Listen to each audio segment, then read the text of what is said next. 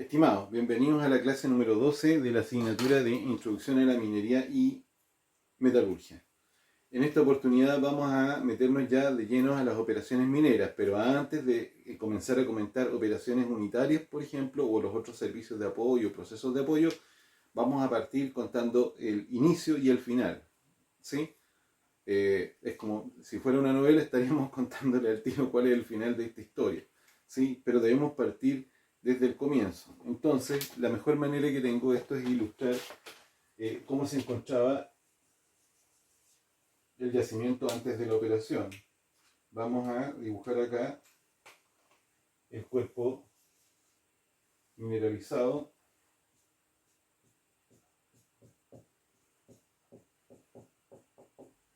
Esto aquí marcado con azul. Y vamos a dejar algunas marcas en rojo aquí para indicar otro tipo de material.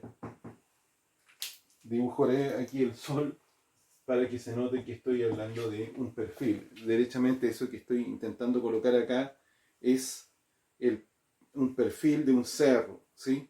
Y en esta zona donde nosotros encontramos el cuerpo mineralizado,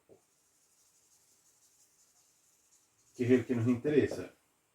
Y esta otra zona que hemos marcado en rojo es lo que denominamos estéril, ¿sí? Es importante que entendamos esta diferenciación. Llamamos estéril aquella parte del material, en este caso en este perfil que estamos viendo, que no tiene valor comercial. ¿Por qué? Porque no tiene la presencia del mineral que nos interesa o del metal que nos interesa. Para estos efectos, hagan de cuenta que estamos hablando de oro o cobre, ¿sí? O de cualquier tipo de metal que tenga la misma génesis que el oro y el cobre, ¿ya? Que hay bastante y los podríamos conversar más adelante. Bien, ahora, en esta zona donde encontramos el cuerpo mineralizado, nosotros encontramos un tipo de roca que, a diferencia del estéril, sí tiene la presencia del mineral, sí la tiene. Ahora, esa presencia mineral puede ser en grandes porcentajes o en pequeños porcentajes. Para poder interpretar eso es que nosotros hablamos del concepto de ley mineral.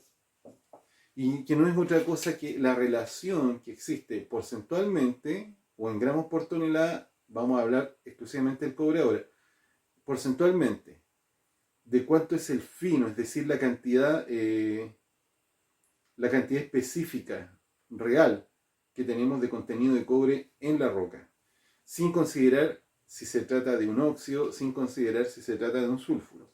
Porque si habláramos de, en este caso, ley mineral, ya cambiaría la cosa. Voy a explicar primero qué es lo que es la ley del metal, en este caso la ley del fino. La ley de cobre no sería otra cosa que la cantidad, la digo en porcentaje, pero vamos a plantearlo de esta manera, de una tonelada de cuerpo mineralizado, ¿cuántos kilos o toneladas corresponden a cobre? Habitualmente, para la gran minería, estamos hablando de leyes que andan muy cerca del 1%, un poco más abajo, ¿ya? Ahora, esa ley cambia, es decir, ese porcentaje cambia cuando nos acercamos a la pequeña minería o incluso a la minería artesanal, pudiendo llegar hasta un 10, 15 o hasta un 20% en algunos casos. Y en algunos casos podría llegar hasta 80% cuando se trata de cuprita. Yo dejo estos temas para que ustedes me los puedan conversar más adelante, pero habitualmente gran minería cercano al 1%.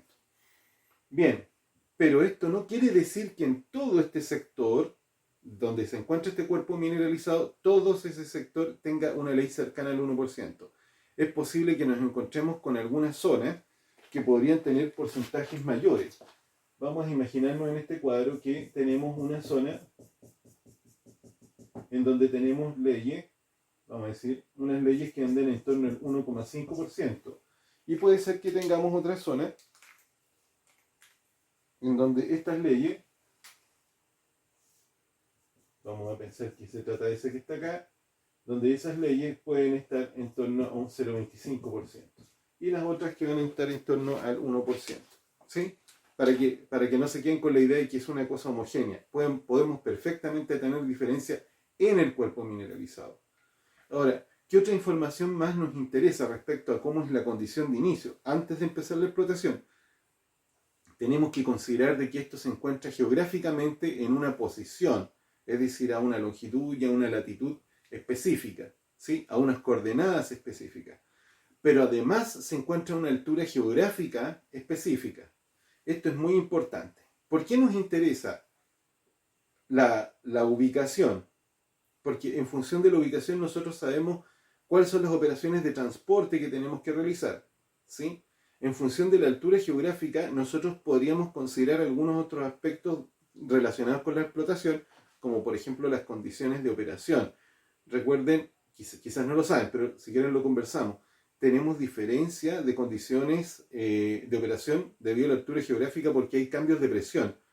¿Por qué? Porque tenemos a mayor altura geográfica, por ejemplo a 5.000 metros, tenemos menos atmósfera encima de nosotros, ¿sí? La atmósfera nuestra mide aproximadamente son como 11 kilómetros. Aquí en Copiapó estamos como a 300 kilómetros sobre el nivel del mar, es decir que tenemos casi 11 kilómetros de atmósfera encima de nosotros. Pero si alguien está en una operación de la alta cordillera a 5.000 metros de altura, solo tiene 6 kilómetros, no 11 kilómetros. ¿Y eso qué significa? Significa que es como que estuviéramos trabajando un poco como en el vacío, ¿ya? ¿Eso influye mucho en la operación minera? Claro que sí, en el funcionamiento de equipo y todo. Por eso son consideraciones que tenemos que tomar en cuenta antes de pensar en el proceso de explotación minera. Esa es la condición de inicio. Eso es lo que quiero que se entienda. Recapitulemos. Una ubicación especial, claro, ¿por qué? Por temas que tienen que ver con el transporte mineral. La altura geográfica, ¿por qué es importante? Porque nos habla de las condiciones climáticas, las condiciones de operación.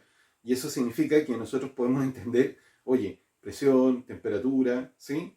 Nivel, clima, humedad, un montón de cosas que tenemos que considerar para las operaciones mineras. Y por el otro lado, tenemos estos otros aspectos que tienen que ver con el sector físico, ¿sí? Que tiene que ver con esta cantidad estéril que hay que movilizar, es decir, material que no tiene valor, pero tenemos que intervenirlo. Luego tenemos el cuerpo mineralizado y entendamos que existen diferencias. Hay lugares que son mucho más ricos en minerales, es decir, en metal, y hay otros sectores que tienen menos ley, ¿ya? Eso es lo que entendemos. ¿Qué otra cosa también tenemos que entender? Que esto se encuentra íntegro, ¿ya? Este cuerpo mineralizado es íntegro, es una zona. Ahora, esa zona puede tener características mecánicas o físicas, vamos a llamar así, o de propiedades, como quien dice, de integridad, de resistencia, muy diferentes entre sí. Y esas incluso pueden tener alguna relación con los tipos de leyes o la profundidad a la que se encuentra, ¿sí? Eso lo podemos conversar también. Yo simplemente estoy colocándolo como antecedente acá para decir, esta es la condición de inicio, ¿ya? Podríamos encontrarnos que en algunas zonas esta roca es demasiado dura, ¿sí? Y ofrece mucha resistencia a la fragmentación, y en otras zonas puede ser que no. A eso me refiero. Bien, eso es la historia del comienzo del mineral. Ahora tenemos que pensar en cuál es la historia una vez que terminan las operaciones mineras. Ni siquiera lo hemos mencionado.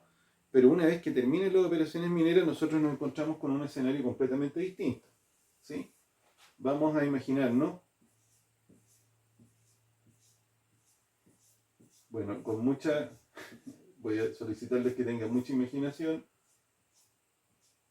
Esto es una acumulación de mineral que ha sido ya extraído de la mina. Vamos a imaginar que se queda ahí como un lote.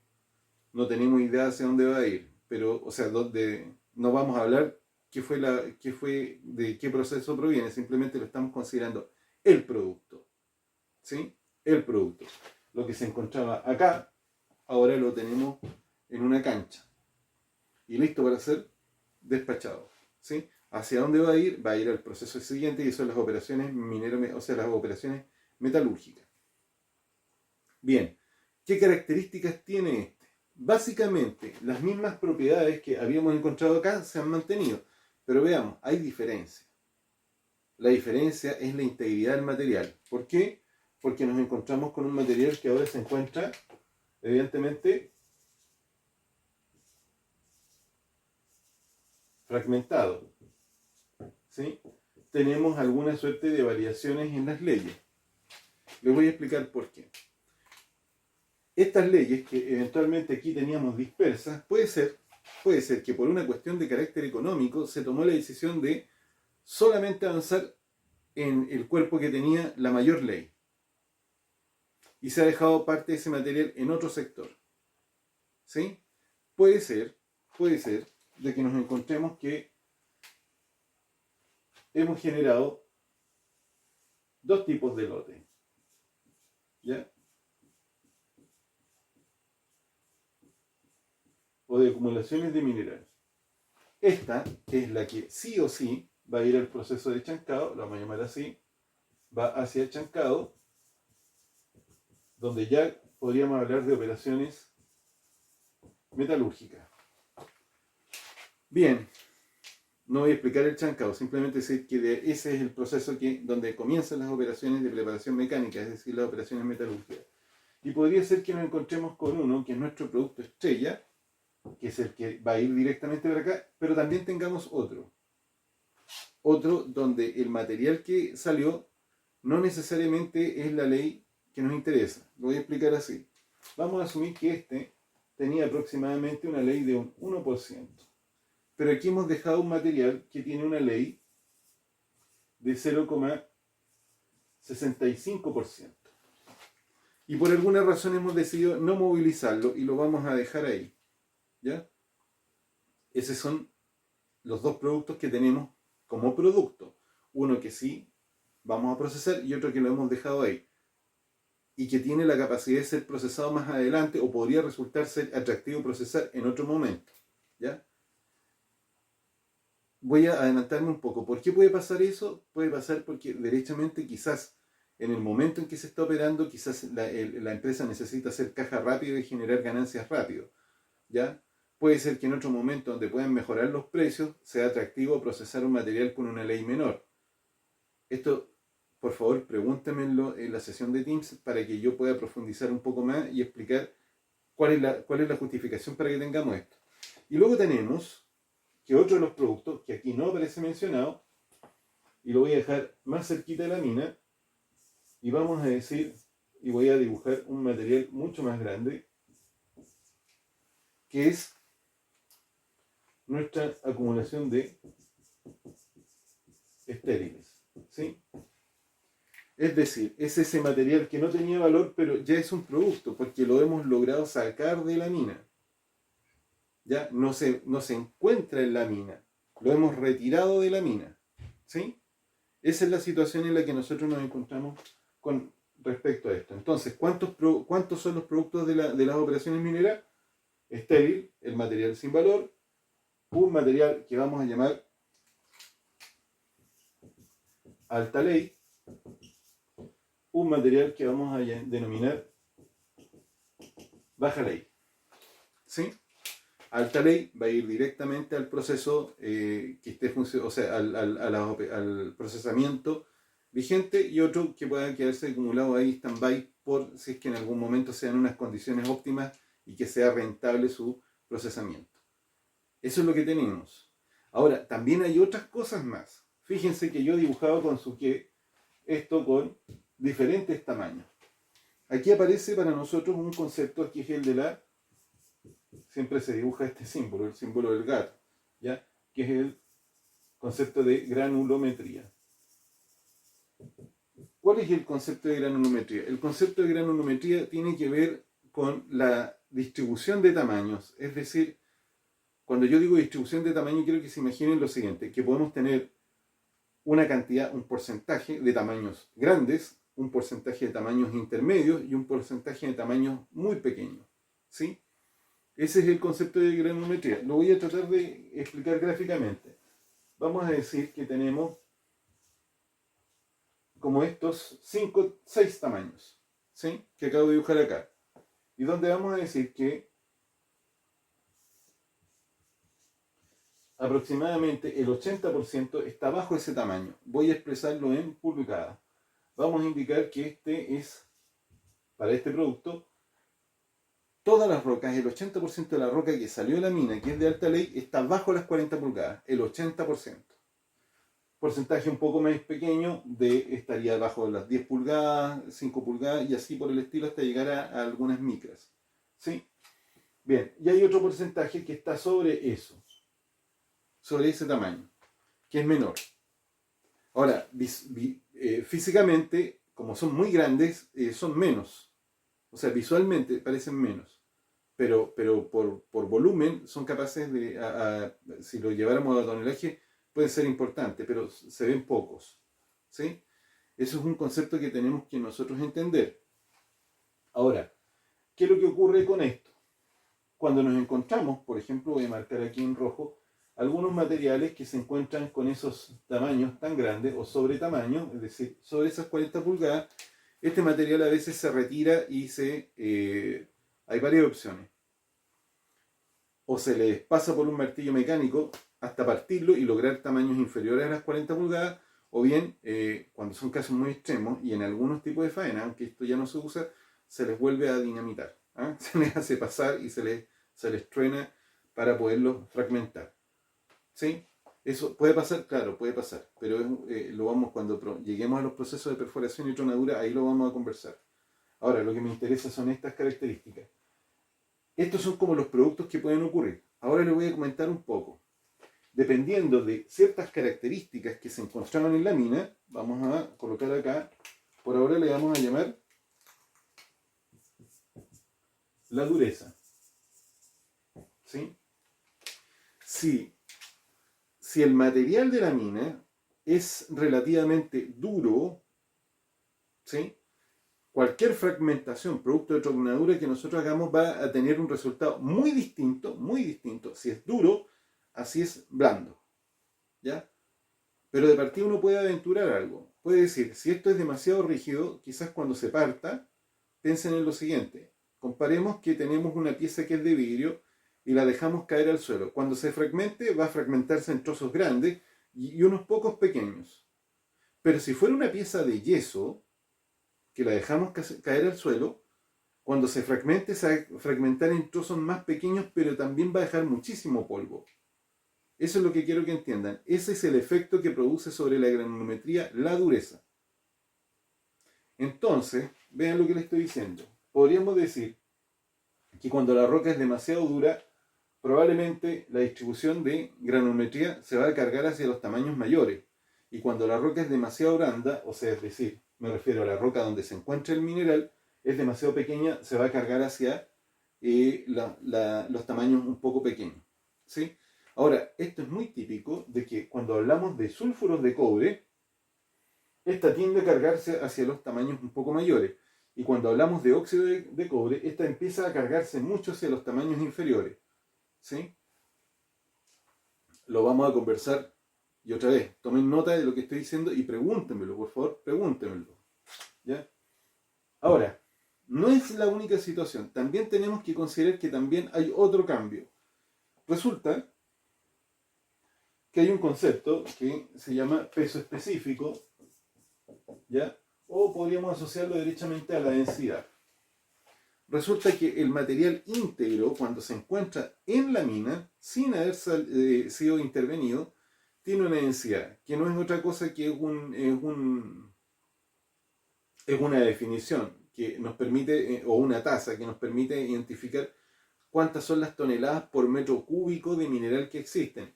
Habitualmente, para este tipo de yacimientos de cobre, esta densidad en terreno anda en torno entre las 2 toneladas y las 2 toneladas y media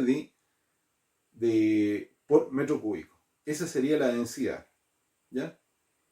Si lo quieren traducir a gramos por centímetro cúbico, sería 2,5 gramos por centímetro cúbico.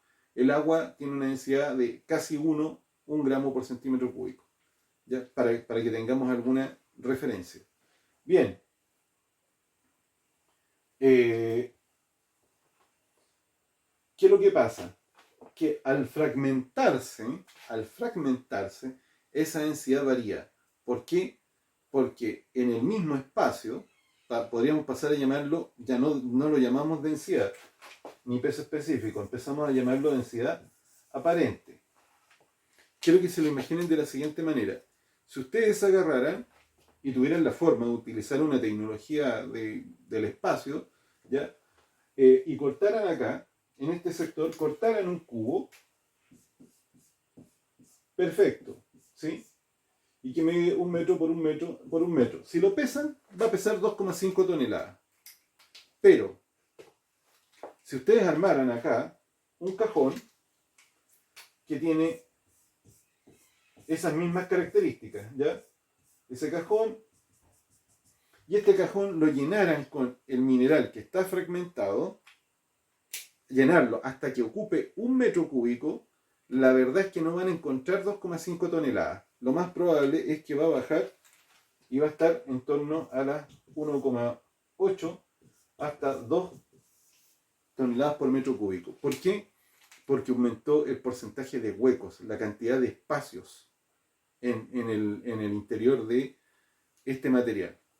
¿Por qué es importante esto? Es tremendamente importante porque nos define mucho algunas operaciones que tienen que ver, por ejemplo, con el transporte. ¿Sí? Esto a grandes rasgos es lo que ocurre. Nosotros acá, en esta oportunidad, hemos dejado fuera, y lo voy a marcar con un signo de interrogación, todo el resto de operaciones al interior. Simplemente he querido colocar así parte y así termina. ¿Ya? Esto es lo que tengo para la clase de para esta primera clase. Así que nos vemos en la sesión de Teams y por favor, ojalá que hayan tomado nota respecto a las cosas que le he estado indicando para que las podamos conversar en detalle. Nos vemos.